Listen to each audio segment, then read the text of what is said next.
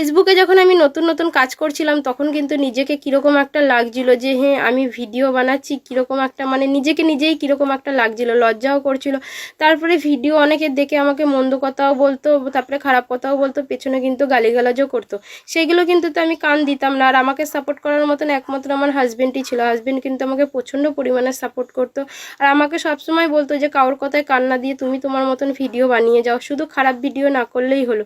আর আমি কিন্তু সবার মতন হয়তো ভিডিওটা আমি এডিটও করতে পারি না। আমি নিজের মতন করে আমি ভিডিও কিন্তু ছাড়ার চেষ্টা করি। সংসারে কাজ সামলে, বাচ্চা সামলে ভিডিও তো অত আমি টাইমও দিতে পারি না। আমি এই যে ভিডিওগুলো করি না অনেক অনেক কষ্টে করি, কারণ আমি সময় দিয়ে উঠতে পারি না, কারণ আমার ছোট্ট একটা বাচ্চা আছে। এই কারণে আমি ভিডিও এডিট করি না হয়তো, কিন্তু আমি ভিডিওটা একটু কাটিং করে ঝাপসা থেকে পরিষ্কার করে ভিডিওটা কিন্তু ছাড়ার চেষ্টা করি।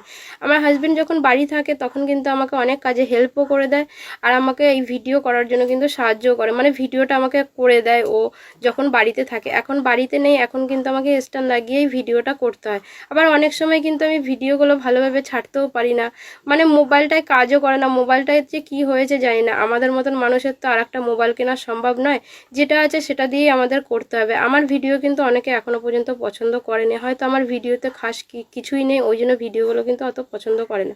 আর এখানে কিন্তু টাইম কলে আমার পানি চলে এসেছে, আমি কিন্তু এখন বাসনটা ধুয়ে নেবো ভালো করে।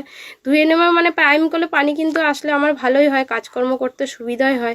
আর জামা কাপড় ধুতে, বাসন ধুতে, আর তারপরে পানি টেনে নিয়ে যেতে, এগুলো তো প্রচণ্ড পরিমাণে কষ্ট। টাইম কলে পানি আসলে কাজগুলো কিন্তু আমার অনায়াসে তাড়াতাড়ি হয়ে যায়। আর এখানে মুরগির চামড়া ছিল আর মাছ ছিল, মাছ আমার ছেলে ধরেছিল, সেই মাছটা কিন্তু আমি রেখে দেবো। আর মুরগির চামড়াটা কিন্তু একদম কষা কষা করে রান্না করে নেবো। আর ডাল হয়েছিল, আর এই মুরগির চামড়াটা কিন্তু আমার হয়েছিল। আর এই ভিডিওটা কিন্তু আমার আজকেকার না, এই ভিডিওটা কিন্তু যখন আমার হাজব্যান্ড ঘরে ছিল তখনকার ভিডিও। ও আমাকে একটু ধরে দিয়েছিল ভিডিওটা, সেই ভিডিওটা কিন্তু আমি আমার সামনে পড়েনি বলে আমি দেখতেও পাইনি যে ভিডিওটা আমার কোথায় ছিল। আমার কালকে আমার সামনে এসে ভিডিওটা আমি এডিট করে